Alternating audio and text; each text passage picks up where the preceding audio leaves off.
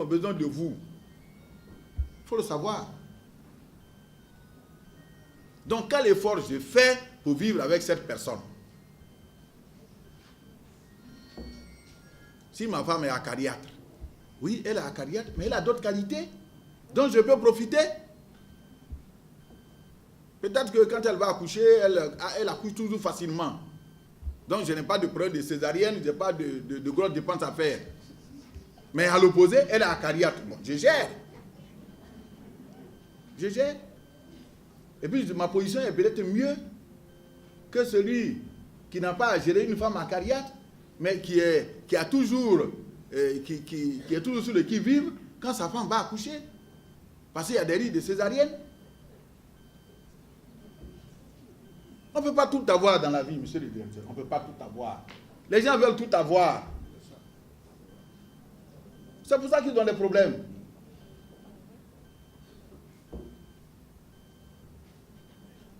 Vous ne pouvez pas avoir une femme qui est intelligente, qui est accueillante, qui est belle, qui est féconde, c'est-à-dire qui fait des enfants facilement. Ça n'existe pas. Une femme qui a toutes ces qualités, ça n'existe pas. Ce n'est pas la réalité. Donc, dès l'instant où vous avez décidé de vivre avec quelqu'un d'autre qui n'est pas vous, première chose que vous devez savoir, c'est que vous avez une situation à gérer. Profitez des qualités de cette personne, parce qu'il n'y a pas un être humain qui n'a pas de qualités. Ça n'existe pas. Ce que nous ne faisons pas l'effort de voir les qualités des gens. Souvent, nous sommes fermés et nous ne regardons que leurs défauts. Profitez des qualités et gérez les défauts. Voilà la clé du bonheur. Si vous voulez être heureux. Ce sont les hommes qui font la guerre. Ce sont les êtres humains qui font la guerre. Ce sont les gens qui viennent de famille. Quand on dit que la source des problèmes de la société viennent de la femme, c'est parce que la femme est premier. En psychologie, la femme, on l'appelle le premier objet. C'est ça votre nom, vous les dames. Le premier objet. Oui. Le premier objet, c'est-à-dire le premier élément avec lequel l'enfant entretient des rapports. C'est le premier objet. Et la psychologie dit que la nature des rapports avec le premier objet va déteindre sur les rapports avec tous les objets auxquels vous serez confrontés ultérieurement. C'est pour ça que la responsabilité de la femme est grande dans la gestion de la vie psychologique de son enfant. Donc nous avons intérêt à bien préparer les dames. Parce qu'elles sont le premier objet. Parce que nous sommes souvent en promenade, monsieur le directeur.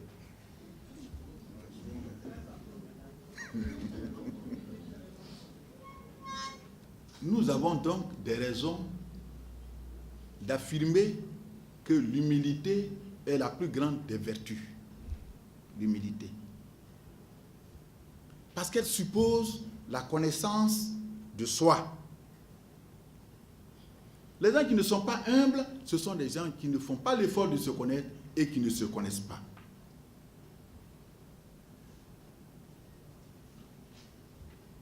L'humilité,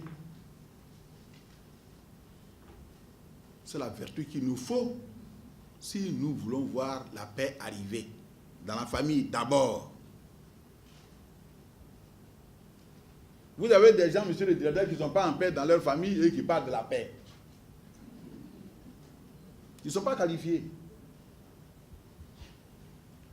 Si tu n'as pas la paix avec tes enfants, tu n'as pas la paix avec ta femme, tu ne peux pas aller parler de la paix dans les nuages. Tu n'es pas qualifié.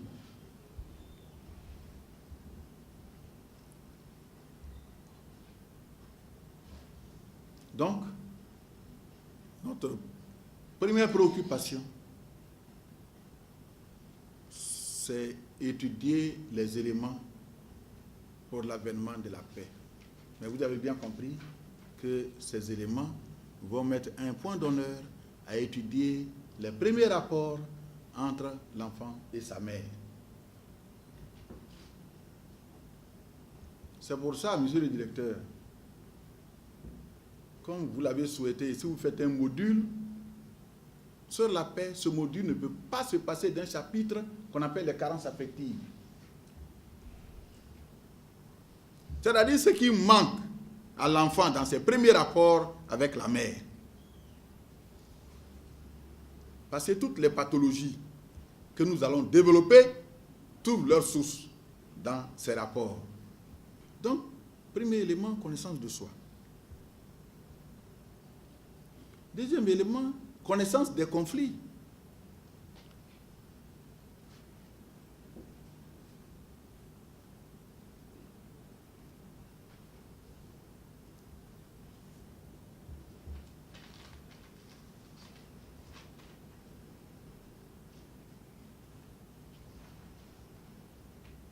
Connaissance des conflits, oui. Étant entendu que le conflit, ce n'est pas la crise. C'est souvent, on mélange beaucoup de choses. La Côte d'Ivoire est en crise, la Côte d'Ivoire est en conflit, ce n'est pas la même chose. La crise peut générer le conflit comme peut être à l'origine du conflit.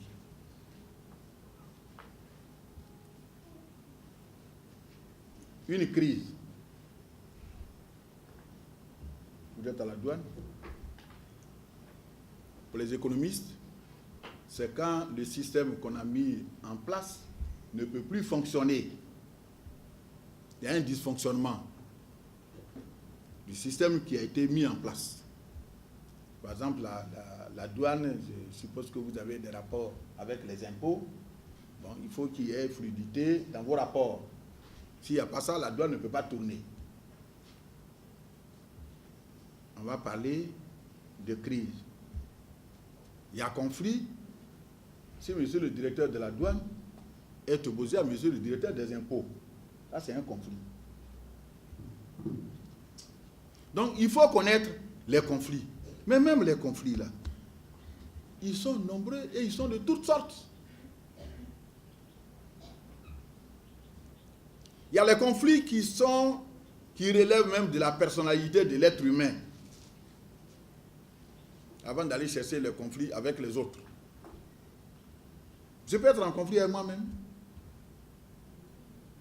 Quand je ne sais pas ce que je veux, je suis en conflit avec moi-même.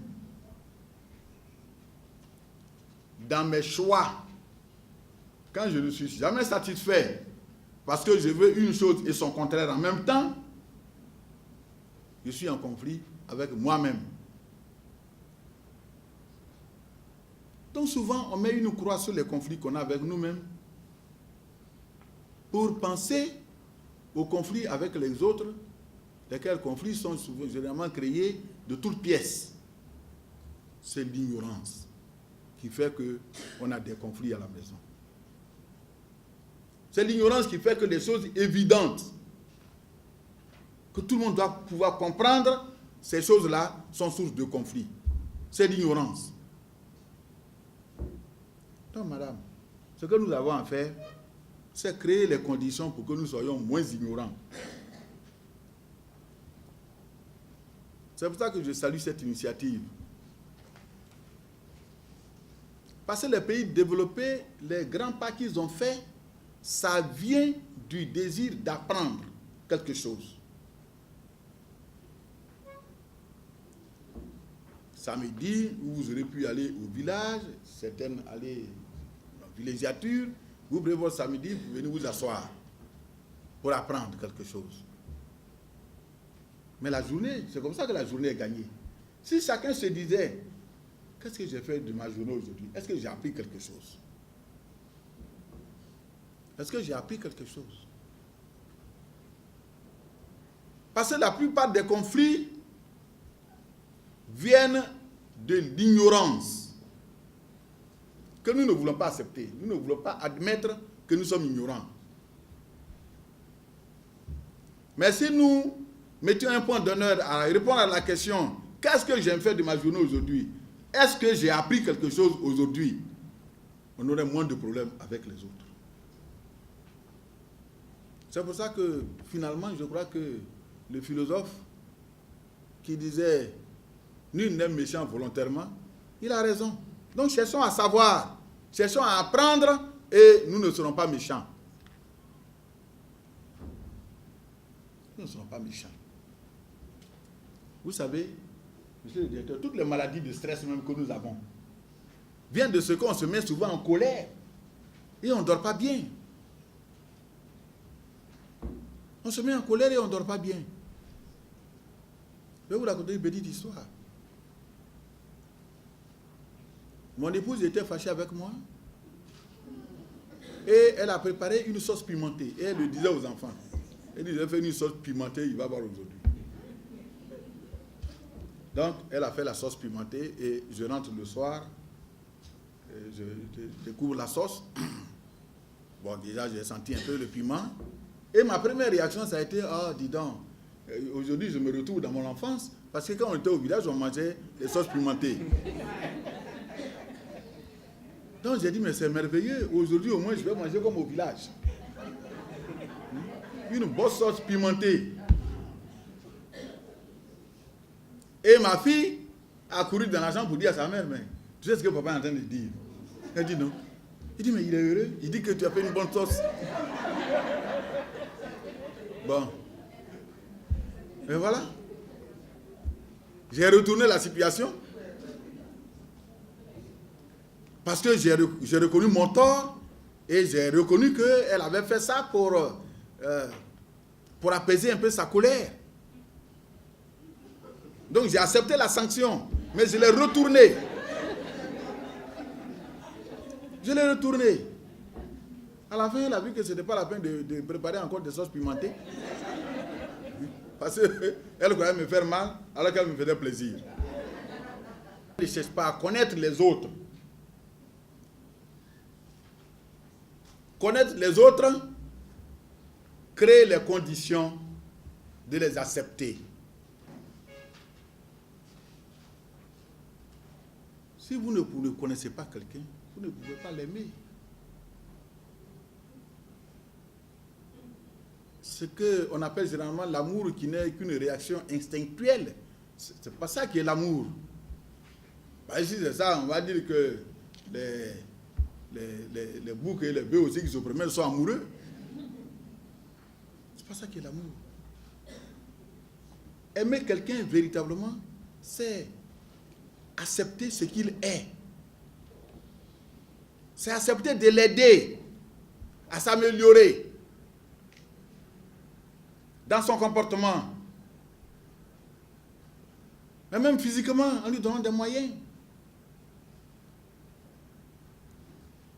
J'ai des amis qui m'ont vu il y a une semaine, on a le même âge. Ils m'ont dit, mais Guy, comment tu fais? J'ai dit, comment j'ai fait? J'ai appris la psychologie qui est ma discipline. À la maison, je dors bien. Je sais que tu ne dors pas. Il dit, oui, c'est vrai, je ne dors pas. Parce que tu t'es mis dans les problèmes.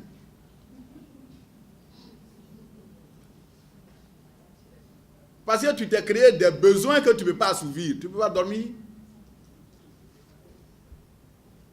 Parce que tu as des problèmes avec ta femme à la maison. Tu ne peux pas dormir. Donc, toutes les maladies. Monsieur le directeur, il y a un cours sur la gestion du stress. Toutes les maladies, même le diabète, souvent il y a des gens qui découvrent qu'ils ont le diabète. Mais le diabète est la conséquence d'une mauvaise gestion du sucre qui est naturellement dans le corps. Il y a des organes qui gèrent le sucre. Et si vous êtes stressé, que le sang ne circule plus normalement, vos organes ne fonctionnent plus. Et vous allez attraper des maladies mortelles comme ça. Parce que vous-même, vous gérez mal votre vie psychologique. Toutes les maladies ne sont pas le fait d'une contagion.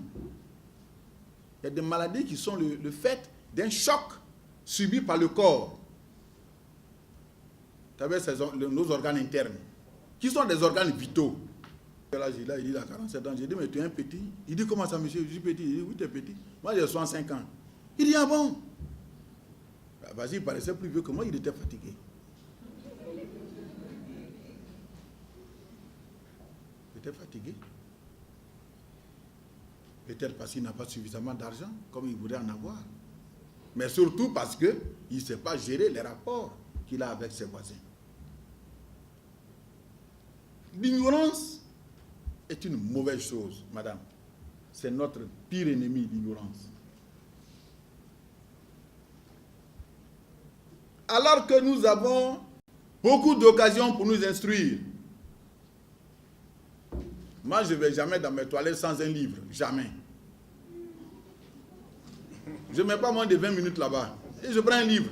Quand je sors des toilettes, j'ai appris quelque chose. Je gère mon temps. On n'a pas le temps. On n'a pas le temps. Donc même les toilettes, là, je prends un de mes livres. J'ai le temps de lire 15-20 pages et d'apprendre quelque chose. Que ce soit en histoire, que ce soit en psychologie, que ce soit en géographie. J'apprends quelque chose. Je regarde une carte. Je prends le dictionnaire. Je vois des noms. Il y a des mots que je ne connais pas. Et c'est un coin où je suis seul. Je n'ai pas besoin de parler aux gens. Pas besoin de parler aux gens. Il faut profiter de toutes les occasions pour apprendre quelque chose, s'il vous plaît. C'est ça le secret du bonheur. Parce que plus vous apprenez, plus vous découvrez que vous ne savez pas grand-chose. Ouvrez le dictionnaire, vous allez voir que vous ne savez pas grand-chose. Ouvrez n'importe quel livre, vous allez voir que vous ne savez pas grand-chose. Et vous prenez ce temps-là à bavarder, à discuter.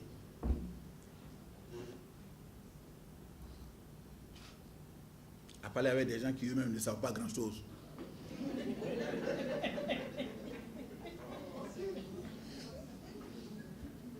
Donc aidez-vous et aidez les autres à apprendre dans tous les domaines des connaissances. Toutes les connaissances sont intéressantes. Tout. Nul n'est méchant volontairement. Vous voyez quelqu'un qui se met comme ça parce qu'il s'apprête à donner un coup de poing. Mais cette posture-là, c'est la preuve d'une petitesse. Ça veut dire que tu es petit. Quand vous regardez le bébé, quand son corps n'a pas encore connu la maturité, tous ses gestes sont maladroits. Les mamans qui ont observé savent que quand un enfant veut prendre quelque chose, s'il n'a pas encore le geste souple, sa main ne tombe pas exactement sur la chose. La main tombe derrière ou bien devant l'objet. C'est quand le geste devient souple qu'il tombe sur les objets parce que le geste devient alors précis. Autrement dit, la raideur des muscles n'est pas un signe de maturité, c'est un signe d'immaturité physiologique. Or, avant de donner un coup de poing à quelqu'un, je suis obligé de raidir mes muscles pour que le poing parte. Et c'est dans cette position-là que je crois que je suis fort. Monsieur le directeur, c'est la marque même de la faiblesse. Ayez pitié des gens qui brandissent le poing. Ils ont besoin de votre aide. Je vous le dis aujourd'hui. La Fontaine a une fable pour illustrer cette idée. C'est le chêne et le roseau. Le roseau, des petites plantules. Et le chêne, le baobab des Européens. Le roseau, chaque fois qu'il y avait le moins de petits vents, il se couchait. Et hop, une fois que le vent passait, il se relève. Mais ce comportement-là agaçait le chêne. Je lui ai dit, mais toi là, chaque fois qu'il y a un petit bout de vent, tu es par terre. Le roseau dit, ah bon? Il dit, oui. Tu ne peux pas rester un peu debout? Il dit, très bien. On va voir de nous deux qui est fort. Sur ce, La Fontaine dit il y a un grand ouragan qui arrivait. Déjà à 10 km, le roseau était couché. Le chêne ne sentait encore rien. Mais c'est un ouragan qui n'a pas laissé un seul arbre parmi les gros arbres. Donc il a déraciné le chêne et le chêne est tombé. Et quand l'orage est passé, le roseau s'est relevé. Et il a dit au chêne, il faut te lever. Le chêne ne pouvait plus parler. Et toutes les racines étaient dehors. Donc il allait tranquillement vers la mort. La Fontaine dit, entre les deux, qui est fort? C'est le roseau. Pourquoi le roseau est fort? D'où il trouve sa force? De sa souplesse. De sa souplesse. Donc, la rigidité est un signe d'immaturité psychologique.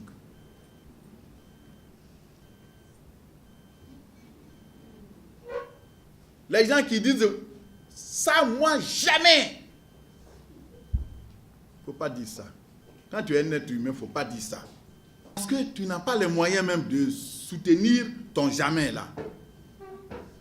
Parce que tu n'as pas toutes les qualités. Parce qu'on peut trouver plus fort que toi. Donc pourquoi tu dis jamais? C'est Dieu qui peut dire jamais. Mais et ça, c'est par rapport à la définition que l'homme a donnée de Dieu. L'homme a dit que Dieu est parfait. Donc rien ne lui échappe. Mais toi qui es l'homme, tu ne peux pas soutenir cette idée de la perfection. Tu n'es pas parfait. Donc tu ne dois pas dire jamais. La guerre arrive parce que des gens disent jamais.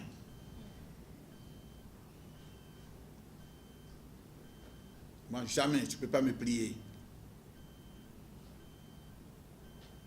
Si les gens acceptaient de se plier, il n'y aurait pas la guerre. Dans la maison, si monsieur élève le ton que la femme baisse la voix, il n'y aura pas la guerre. Si madame crie que monsieur ne prend pas ça au drame, comme je l'ai fait là, il n'y aura pas la guerre. Aujourd'hui, je vais manger une sorte de parara. Elle dit qu'elle va me faire parara. Elle a changé. L'autre épisode a oublié. Je vais manger parara aujourd'hui. Parce que je n'ai pas dramatisé.